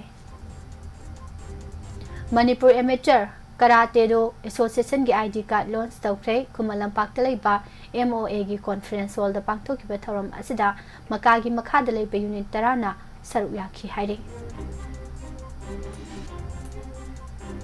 ꯃꯅꯤꯄꯨꯔ ꯀ꯭ꯔꯤꯀꯦꯠ ꯑꯦꯁꯣꯁꯤꯌꯦꯁꯟꯅ ꯁꯤꯟꯗꯨꯅ ꯆꯠꯊꯔꯤꯕ ꯑꯍꯨꯝꯁꯨꯕ ꯃꯦꯟꯁ ꯑꯟꯗꯔ-19 ꯋꯥꯟ-ꯗꯦ ꯇ꯭ꯔꯣꯐꯤ 2024-25ꯒꯤ ꯐꯥꯏꯅꯦꯜꯗ PCC ꯃꯌꯥꯏꯀꯣꯏꯕꯤ ꯑꯃꯁꯨꯡ RCA ꯂꯤꯂꯣꯡꯅ ꯁꯥꯟꯅꯔꯒꯅꯤ꯫ ꯒꯣꯜꯗ ꯁ꯭ꯇꯥꯔ ꯀ꯭ꯂꯕ GSCꯅ ꯁꯤꯟꯗꯨꯅ ꯌꯨꯝꯅꯥꯝ ꯈꯨꯅꯧ ꯄ꯭ꯂꯦꯒ꯭ꯔꯥꯎꯟꯗ ꯆꯠꯊꯔꯤꯕ ꯑꯔꯥꯝꯕꯝ ꯑꯣꯡꯕꯤ ꯇꯃꯨ ꯂꯩꯃ ꯅꯤꯡꯁꯤꯡ ꯑꯟꯗꯔ-13 ꯐꯨꯠꯕꯣꯜ ꯇꯣꯔꯅꯥꯃꯦꯟꯠꯀꯤ ꯑꯍꯨꯝꯁꯨꯕ ꯄꯣꯖꯤꯁꯟ ꯇꯥꯏꯗꯥ ꯕꯤꯁꯅꯨꯄꯨꯔꯅ ꯑꯣꯏꯈ꯭ꯔꯦ꯫ ꯑꯃꯗꯤ ꯀꯣꯡꯄꯥꯟ ꯀꯣꯡꯈꯥꯝ ꯂꯩꯀꯥꯏ ꯌꯨꯠ ꯗꯤꯚꯦꯂꯞꯃꯦꯟꯠ ꯑꯣꯔꯒꯅꯥꯏꯖꯦꯁꯟꯅ ꯁꯤꯟꯗꯨꯅ KKLYDO ꯒ꯭ꯔꯥꯎꯟꯗ ꯆꯠꯊꯔꯤꯕ 94ꯁꯨꯕ ꯁ꯭ꯇꯦꯠ ꯂꯦꯚꯦꯜ ꯁꯦꯅꯤꯌꯔ ꯍꯦꯟꯗꯕꯣꯜ ꯇꯣꯔꯅꯥꯃꯦꯟꯠꯀꯤ ꯅꯨꯄꯥꯒꯤ ꯁꯦꯃꯤ ꯐꯥꯏꯅꯦꯜꯗ MPSC ꯑꯃꯁꯨꯡ ESU ꯋꯥꯡꯈꯩ ꯑꯗꯨꯒ KVWA ꯃꯌꯥꯡ ꯏꯝꯐꯥꯜ ꯑꯃꯁꯨꯡ YWO ꯁꯤꯡꯖꯃꯩꯅ ꯁꯥꯟꯅꯔꯒꯅꯤ꯫ लोइसलपदा मरोइबा पाव अमु हना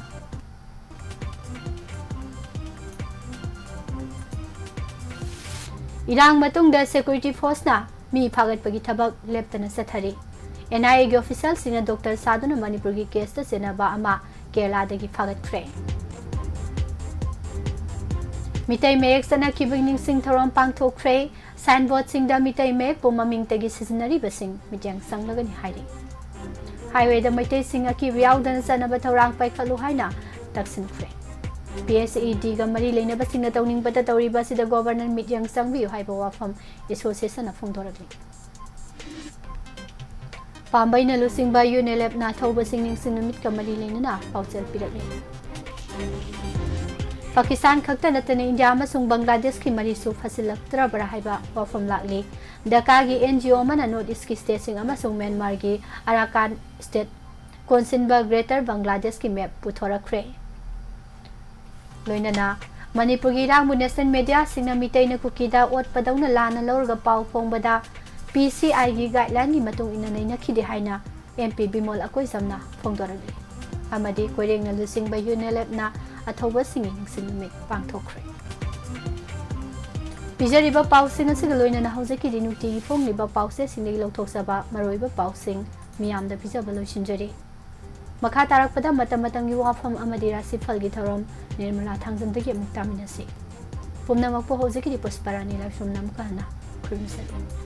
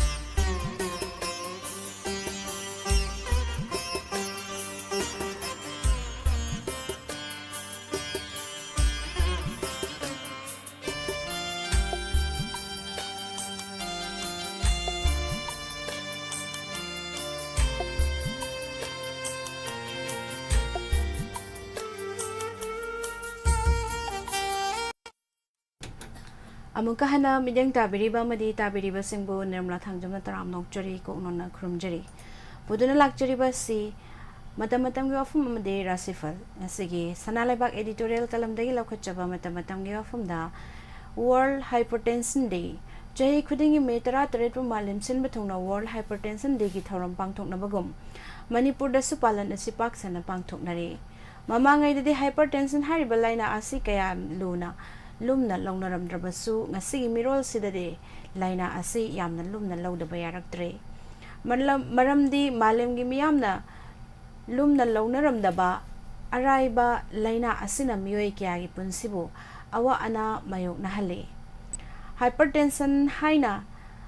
laina asi kumjali singa maga chanipan mabudraga taruk aduaida sir clifford albertna thengnarakhibani हाइना लौनरी मतम अमददी हाइपरटेंशन हाइरिबा लाइना असि मियाई चल्लबसिंगी मथक्ता लैरिबसिंगदा नाबगुम खनरामी अदुबु हौजिति लाइना लायोंग असि मियोई खुदिंगमक्ता चहीगी खेनबा लैतना नारकपा याबगी अकीबा लैबना ngalingayda cheksilhobagi tangai fadaba lay मसिमकना मालेम सिनबा थोंगना लाइना असिदगी ngakthokmina haunaba world hypertension day की थौरम असि जही खुदिंगी तोंगान तोंगान बा थीम दा पांगथोकनादुना पांगथोकतुना लागले हंदगी थौरम असि measure your blood pressure accurately control it live longer haiba theme सिदा पांगथोकनारे मालेम गी मियामना लाइना ओइना लौनरी बा हाइपरटेंशन असिगी लायोंगदी मरु ओइना कोक चिकपा थबाक नाबा कोक ngaवबा नुंसार सोर होनबा नुंगाइतबा चखाव नाबा ओनिंगबा मसेन मरांग उबा अमदी खोइरांग खोइसावनाबना चिंगबसिंग असिने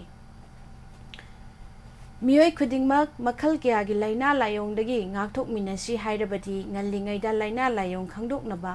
khangdoktuna section minabagi tangai fadaba leibagum hypertension ju section minabagi tangai fadaba lei aduna hiram sida khang hairaba singna takpibagi matungina hypertension gi ngakthoknabagi maru oina लौखटकदबा थौदांग सिंगी इहान हानबदा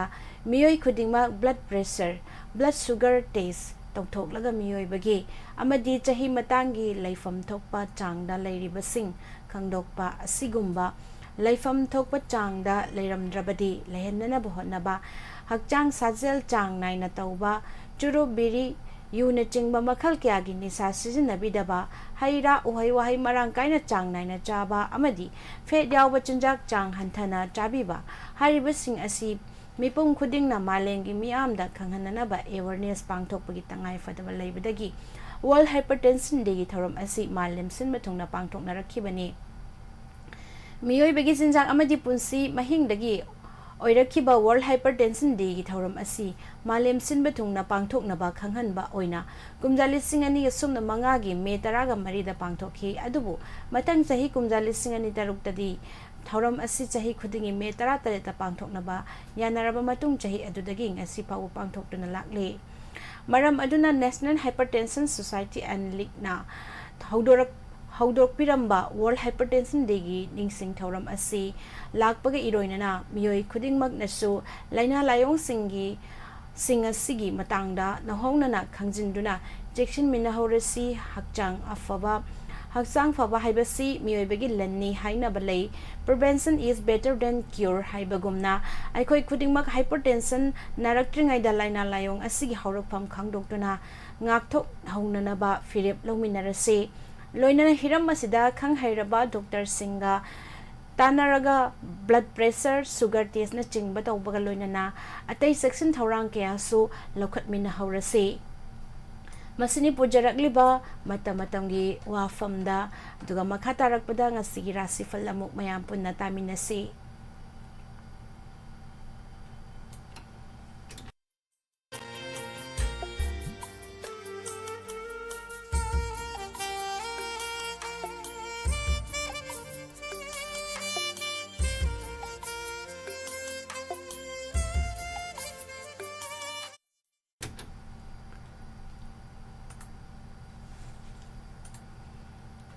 Asigi राशिफल असिबु इबिरकपा इपोपिसक निंगथौजा एवार्डी अस्ट्रो एंड पाल में पाउना बाजार इम्फाल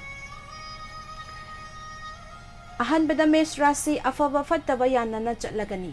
ꯊꯕꯛꯇꯤ ꯄꯥꯡꯊꯣꯛꯂꯒꯅꯤ ꯂꯨꯆꯤꯡꯕꯁꯤꯡꯅ ꯂꯝꯂꯥꯟꯕꯁꯤꯡꯅ ꯆꯥꯟꯕꯤꯔꯒꯅꯤ ꯄꯣꯠ ꯂꯩꯕ ꯌꯥꯒꯅꯤ ꯏꯃꯨꯡꯗ ꯁꯥꯟꯇꯤ ꯂꯩꯔꯒꯅꯤ ꯄꯥꯈꯪ ꯂꯩꯁꯥꯕꯤꯁꯤꯡꯒꯤ ꯑꯣꯏꯅ ꯅꯨꯡꯁꯤꯅꯒꯅꯤ ꯃꯍꯩꯔꯣꯏꯁꯤꯡꯒꯤ ꯑꯣꯏꯅ ꯍꯣꯠꯅꯅꯤꯡꯒꯅꯤ ꯕ꯭ꯔꯤꯖ ꯔꯥꯁꯤ ꯍꯛꯆꯥꯡ ꯐꯒꯠꯅꯕ ꯍꯣꯠꯅꯖꯒꯅꯤ ꯑꯔꯨꯕ ꯊꯧꯔꯝꯗꯤ ꯄꯥꯡꯊꯣꯛꯄ ꯉꯝꯂꯒꯅꯤ ꯁꯦꯜ ꯐꯪꯕ ꯆꯠꯄ ꯃꯥꯟꯅꯒꯅꯤ ꯃꯔꯨꯞ ꯃꯄꯥꯡ ꯐꯒꯠꯄ ꯂꯝ ꯆꯠꯄ ꯀꯥꯟꯅꯕ ꯐꯪꯕ ꯅꯨꯃꯤꯠꯅꯤ ꯄꯥꯈꯪ ꯂꯩꯁꯥꯕꯤꯁꯤꯡꯒꯤ ꯑꯣꯏꯅ ꯑꯃꯠꯇ ꯑꯣꯏꯔꯒꯅꯤ ꯃꯍꯩꯔꯣꯏꯁꯤꯡꯒꯤ ꯑꯣꯏꯅ ꯂꯧꯁꯤꯡ ꯍꯦꯟꯒꯠꯂꯒꯅꯤ ꯃꯤꯊꯨꯟ ꯔꯥꯁꯤ ꯑꯁꯥꯎꯕ ꯋꯥꯔꯧꯕ ꯂꯩꯔꯒꯅꯤ ꯋꯥ ꯉꯥꯡꯕꯗ ꯍꯩꯁꯤꯡꯒꯅꯤ ꯒꯥꯔꯤ ꯇꯞꯅ ꯊꯧꯕ ꯈꯠꯅꯗꯅꯕ ꯍꯣꯠꯅꯕ ꯇꯥꯕꯅꯤ ꯁꯦꯜ ꯆꯠꯅꯕ ꯃꯔꯝ ꯊꯦꯡꯅꯔꯒꯅꯤ ꯆꯔꯥꯡꯅꯒꯅꯤ ꯄꯥꯈꯪ ꯂꯩꯁꯥꯕꯤꯁꯤꯡꯒꯤ ꯑꯣꯏꯅ ꯃꯨꯛꯅꯒꯅꯤ ꯃꯍꯩꯔꯣꯏꯁꯤꯡꯒꯤ ꯑꯣꯏꯅ ꯋꯥꯈꯜ ꯂꯩꯇꯥꯔꯣꯏ ꯀꯔꯀ ꯔꯥꯁꯤꯗ ꯆꯦꯛꯁꯤꯟꯅ ꯍꯣꯠꯅꯖꯕꯇꯅ ꯑꯐꯕ ꯐꯜ ꯐꯪꯂꯒꯅꯤ ꯆꯥꯡ ꯌꯦꯡꯅꯕꯗ ꯃꯥꯏ ꯄꯥꯛꯄ ꯃꯤꯡꯆꯠ ꯐꯖꯕ ꯂꯨꯆꯤꯡꯕꯁꯤꯡꯅ ꯆꯥꯟꯕꯤꯕ ꯃꯇꯦꯡ ꯄꯤꯕꯤꯕ ꯌꯥꯝꯕ ꯅꯨꯃꯤꯠꯅꯤ ꯄꯥꯈꯪ ꯂꯩꯁꯥꯕꯤꯁꯤꯡꯒꯤ ꯑꯣꯏꯅ ꯃꯠ ꯆꯥꯅꯒꯅꯤ ꯃꯍꯩꯔꯣꯏꯁꯤꯡꯒꯤ ꯑꯣꯏꯅ ꯕꯨꯗꯤ ꯆꯥꯎꯈꯠꯂꯒꯅꯤ ꯁꯤꯡꯍ ꯔꯥꯁꯤꯗ ꯈꯨꯗꯣꯡꯆꯥꯕ ꯊꯦꯡꯅꯕ ꯄꯥꯡꯊꯣꯛꯅꯤꯡꯕ ꯈꯔ ꯄꯥꯡꯊꯣꯛꯄ ꯃꯔꯨꯞ ꯃꯄꯥꯡ ꯈꯔ ꯐꯒꯠꯄ ꯂꯝꯂꯥꯟꯕꯁꯤꯡꯅꯁꯨ ꯆꯥꯟꯕꯤꯕ ꯃꯥꯜ ꯂꯩꯁꯤꯟꯕ ꯌꯥꯕ ꯅꯨꯃꯤꯠꯅꯤ ꯏꯃꯨꯡꯗ ꯁꯥꯟꯇꯤ ꯂꯩꯔꯒꯅꯤ ꯄꯥꯈꯪ ꯂꯩꯁꯥꯕꯤꯁꯤꯡꯒꯤ ꯑꯣꯏꯅ ꯅꯨꯡꯁꯤꯅꯒꯅꯤ ꯃꯍꯩꯔꯣꯏꯁꯤꯡꯒꯤ ꯑꯣꯏꯅ ꯍꯣꯠꯅꯅꯤꯡꯒꯅꯤ ꯀꯟꯌꯥ ꯔꯥꯁꯤꯗ ꯍꯛꯆꯥꯡ ꯋꯥꯈꯜ ꯊꯕꯛꯇ ꯑꯐꯕ ꯆꯥꯎꯈꯠꯄ ꯅꯨꯃꯤꯠꯅꯤ ꯃꯤꯡꯆꯠ ꯍꯦꯟꯒꯠꯄ ꯁꯛ ꯈꯪꯕꯤꯕ ꯍꯦꯟꯒꯠꯄ ꯄꯣꯠ ꯑꯅꯧꯕ ꯂꯩꯕ ꯌꯥꯕ ꯅꯨꯃꯤꯠꯅꯤ ꯂꯝ ꯇꯨ ꯆꯠꯄ ꯀꯥꯟꯅꯒꯅꯤ ꯄꯥꯈꯪ ꯂꯩꯁꯥꯕꯤꯁꯤꯡꯒꯤ ꯑꯣꯏꯅ ꯑꯃꯠꯇ ꯑꯣꯏꯔꯒꯅꯤ ꯃꯍꯩꯔꯣꯏꯁꯤꯡꯒꯤ ꯑꯣꯏꯅ ꯂꯧꯁꯤꯡ ꯍꯦꯟꯒꯠꯂꯒꯅꯤ ꯇꯨꯂꯥ ꯔꯥꯁꯤꯗ ꯁꯥꯎꯗꯕ ꯐꯒꯅꯤ ꯏꯪꯅ ꯇꯞꯊꯅ ꯊꯧꯔꯝ ꯄꯥꯡꯊꯣꯛꯂꯒꯅꯤ ꯁꯦꯜ ꯄꯤꯊꯣꯛ ꯄꯤꯁꯤꯟꯗ ꯍꯩꯁꯤꯡꯒꯅꯤ ꯌꯦꯡꯁꯤꯟꯕ ꯍꯦꯟꯒꯠꯂꯒꯅꯤ ꯆꯪꯖꯔꯛꯄ ꯀꯟꯈꯠꯂꯨꯒꯅꯨ ꯄꯥꯈꯪ ꯂꯩꯁꯥꯕꯤꯁꯤꯡꯒꯤ ꯑꯣꯏꯅ ꯃꯨꯛꯅꯒꯅꯤ ꯃꯍꯩꯔꯣꯏꯁꯤꯡ ꯑꯣꯏꯅ ꯋꯥꯈꯜ ꯐꯛꯆꯤꯟꯒꯅꯤ ꯕ꯭ꯔꯤꯁꯤꯛ ꯔꯥꯁꯤꯗ ꯍꯛꯆꯥꯡ ꯐꯕ ꯋꯥꯠꯂꯒꯅꯤ ꯁꯦල් ꯆꯠꯅꯅꯕ ꯃꯔꯝꯅ ꯍꯦꯜꯂꯒꯅꯤ ꯇꯣꯈꯥꯏ ꯇꯥꯕ ꯌꯦꯠꯅꯕ ꯃꯨꯛꯅꯕ ꯊꯦꯡꯅꯕ ꯅꯨꯃꯤꯠꯅꯤ ꯊꯕꯛ ꯃꯆꯥ ꯃꯆꯥꯗꯤ ꯄꯥꯡꯊꯣꯛꯂꯒꯅꯤ ꯏꯃꯨꯡꯗ ꯆꯔꯥꯡꯅꯒꯅꯤ ꯄꯥꯈꯪ ꯂꯩꯁꯥꯕꯤꯁꯤꯡꯒꯤ ꯑꯣꯏꯅ ꯋꯥꯔꯧꯅꯒꯅꯤ ꯃꯍꯩꯔꯣꯏꯁꯤꯡꯒꯤ ꯑꯣꯏꯅ ꯍꯣꯠꯅꯅꯤꯡꯂꯣꯏ ꯙꯅꯨ ꯔꯥꯁꯤꯗ ꯇꯤꯟꯅꯕꯁꯤꯡꯗꯒꯤ ꯇꯣꯈꯥꯏ ꯇꯥꯒꯟꯒꯅꯤ ꯇꯨꯡꯗ ꯃꯤ ꯊꯤꯅ ꯉꯥꯡꯅꯒꯅꯤ ꯂꯝꯂꯥꯟꯕꯁꯤꯡꯅꯗꯤ ꯆꯥꯟꯕꯤꯔꯒꯅꯤ ꯁꯥꯒꯩꯅꯗꯤ ꯌꯦꯡꯊꯤꯒꯅꯤ ꯃꯤꯒꯤ ꯃꯇꯦꯡ ꯄꯥꯡꯂꯨꯗꯕ ꯐꯒꯅꯤ ꯄꯥꯈꯪ ꯂꯩꯁꯥꯕꯤꯁꯤꯡꯒꯤ ꯑꯣꯏna ꯂꯧ ꯇꯧꯅꯒani ꯃꯍꯩꯔꯣꯏꯁꯤꯡꯒꯤ ꯑꯣꯏna ꯋꯥꯈꯜ ꯆꯔꯥꯡꯅꯒani ꯃꯀꯔ ꯔꯥꯁꯤ ꯆꯥꯎꯈꯠꯄ ꯐꯒꯠꯄ ꯊꯧꯔꯝ ꯄꯥꯡꯊꯣꯛꯄ ꯄꯣꯠ ꯂꯩꯕ ꯌꯥꯕ ꯅꯨꯃꯤꯠꯅꯤ ꯏꯊꯛ ꯊꯣꯡꯕꯁꯤꯡꯅ ꯅꯨꯡꯁꯤꯕꯤꯕ ꯃꯔꯨꯞ ꯃꯐꯝ ꯐꯒꯠꯄ ꯄꯣꯠ ꯂꯩꯕ ꯌꯥꯕ ꯅꯨꯃꯤꯠꯅꯤ ꯄꯥꯈꯪ ꯂꯩꯁꯥꯕꯤꯁꯤꯡꯒꯤ ꯑꯣꯏna ꯃꯠ ꯆꯥꯅꯒani ꯃꯍꯩꯔꯣꯏꯁꯤꯡꯒꯤ ꯑꯣꯏna ꯂꯧꯁꯤꯡ ꯍꯦꯟꯒꯠꯂꯒani ꯀꯨꯝꯚ ꯔꯥꯁꯤ ꯃꯤ ꯇꯤꯟꯅꯕ ꯋꯥ ꯉꯥꯡꯕꯗ ꯆꯦꯛꯁꯤꯟꯗ꯭ꯔꯕꯗꯤ ꯏꯀꯥꯏꯕ ꯅꯪꯕ ꯄꯤꯔꯤ ꯊꯕꯛ ꯈꯔꯗꯤ ꯄꯥꯡꯊꯣꯛꯂꯒani ꯁꯥꯒꯩꯅ ꯌꯦꯡꯊꯤꯒani ꯅꯤꯡꯊꯤꯕ ꯅꯨꯃꯤꯠꯅꯤ ꯏꯃꯨꯡꯗ ꯆꯔꯥꯡꯅꯒani ꯄꯥꯈꯪ ꯂꯩꯁꯥꯕꯤꯁꯤꯡꯒꯤ ꯑꯣꯏna ꯋꯥꯔꯧꯅꯒani ꯑꯗꯨꯒ ꯃꯍꯩꯔꯣꯏꯁꯤꯡꯒꯤ ꯑꯣꯏna ꯋꯥꯈꯜ ꯆꯔꯥꯡꯅꯒani ꯑꯔꯣꯏꯕꯗ ꯃꯤꯅ ꯔꯥꯁꯤꯗ ꯈꯨꯗꯣꯡꯆꯥꯕ ꯊꯦꯡꯅꯕ ꯑꯔꯨꯕ ꯊꯧꯔꯝ ꯄꯥꯡꯊꯣꯛꯄ ꯑꯩꯒꯤ ꯃꯤ ꯃꯁꯤꯡ ꯍꯦꯟꯒꯠꯄ ꯃꯃꯜ ꯌꯥꯝꯕ ꯄꯣꯠ ꯂꯩꯕ ꯌꯥꯕ ꯅꯨꯃꯤꯠꯅꯤ ꯂꯝꯇꯨ ꯆꯠꯄ ꯀꯥꯟꯅꯒani ꯄꯥꯈꯪ ꯂꯩꯁꯥꯕꯤꯁꯤꯡꯒꯤ ꯑꯣꯏna ꯅꯨꯡꯁꯤꯅꯒani ꯃꯍꯩꯔꯣꯏꯁꯤꯡ ꯑꯣꯏꯅ ꯍꯣꯠꯅꯅꯤꯡꯒꯅꯤ ꯃꯁꯤꯅꯤ ꯄꯨꯖꯔꯛꯂꯤꯕ ꯃꯇꯝ ꯃꯇꯝꯒꯤ ꯋꯥꯐꯝ ꯔꯥꯁꯤꯐꯜ ꯅꯨꯡꯇꯤꯒꯤ ꯐꯣꯡꯂꯤꯕ ꯄꯥꯎꯆꯦꯁꯤꯡꯗꯒꯤ ꯂꯧꯊꯣꯛꯆꯕ ꯃꯔꯨꯑꯣꯏꯕ ꯄꯥꯎ ꯇꯥꯕꯤꯔꯤꯕ ꯑꯃꯗꯤ ꯃꯤꯠꯌꯦꯡ ꯇꯥꯕꯤꯔꯤꯕꯁꯤꯡꯕꯨ ꯅꯤꯔꯃꯂꯥ ꯊꯥꯡꯖꯝꯅ ꯑꯃꯨꯛꯀ ꯍꯟꯅ ꯈꯨꯔꯨꯝꯖꯔꯤ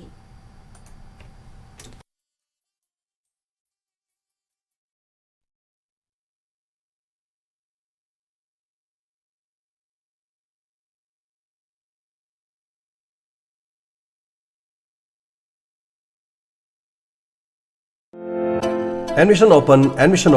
Ibemal Bisal Academy, Sapam Khongjom, Thobal District, Manipur. Our motto, onwards to knowledge and perfection. Arts tamning basatra singna, lab na chatuna tambagi awabadu later.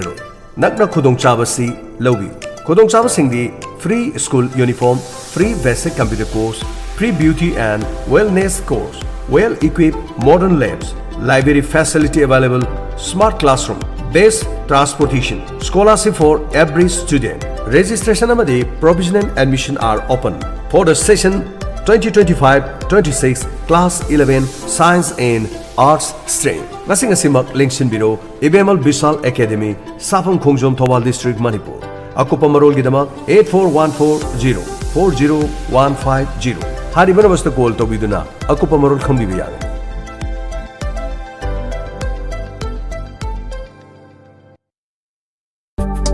Zobel Career Foundation Thawal Wang Mataba, Hariba Mafum Asida, NEET Chemistry ki regular course, Lakliba Megitang Tarama Fan, Yai Faraba, Ningthokaba Numitagi, Hausiragadi. Hariba regular course Asida, Takpitam Bigadariba Ozadi, Physics Wala ki faculty training Fanglaba Ozana, Physics Wala teaching method ta, takpi tambigani. Pizariba khudongchaba singdi mock test series hafta khudingi question analyze su tawjagani. Loinana physics wala na prescribe tawraba study material su pizagani. Akupa marol gidamak pizariba contact number asida pau phawbiu 7085 610810 loinana 6901358337 mafamna Thawal Wang Mataba Jobel Career Foundation.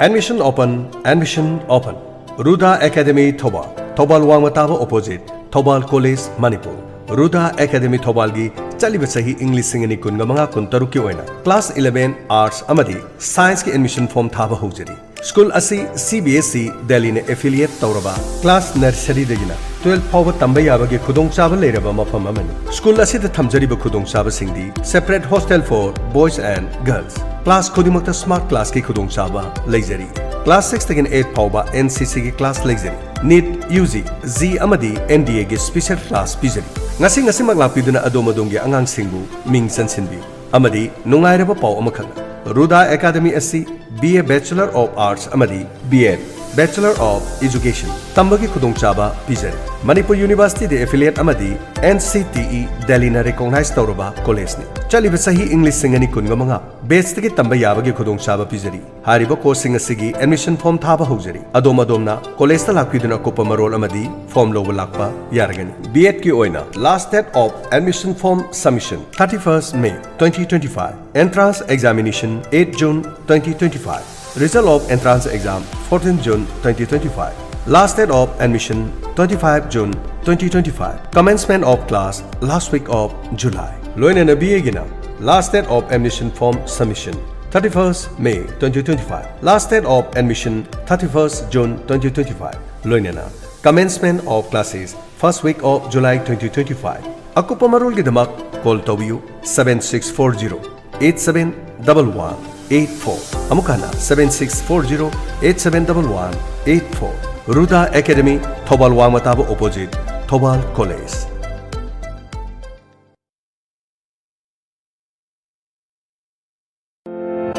Admission open, admission open. Brilliance School, a premier co-educational daycamp boarding school. Malom Tulihan Imphal. Haizariba school asigi chaliba sahi English singani kunga mga kuntaru ki oina. Class 11 Science amadi Arts ki damak ngasi magphom thaba hojari. Class 10 ki exam haidopagi mathangi numittagi admission tawbiragadi sugna tangi lupa lising ani khak oijagan. School asi mamang sahi kayada position holder kya NET ki state topper su utok chakraba school amani. Khudong chaba khar panjarabadi class 10 ki exam da 70 tagi 79 PC phanglabadi no admission fee loinana fee su free oijagan. Class 10 ki exam da 80 tagi 89 PC satra satra singi oina no admission fee loinana no monthly fee. Class 10 ki exam da 90 above phanglakpa singdi no admission fee no monthly fee loinana books amadi basic uniform free oijagan. School integrated program for NEET Z, IRSER, NISER, NDA, vocational course, etc. Transport bus amadi van ki khudong chaba leiraba. Campus maktada nupa masa nupi masa ki tongan ba hostel ki khudong chaba leiraba mafamni. Ako pamarul gi dama call tawiyo 961 21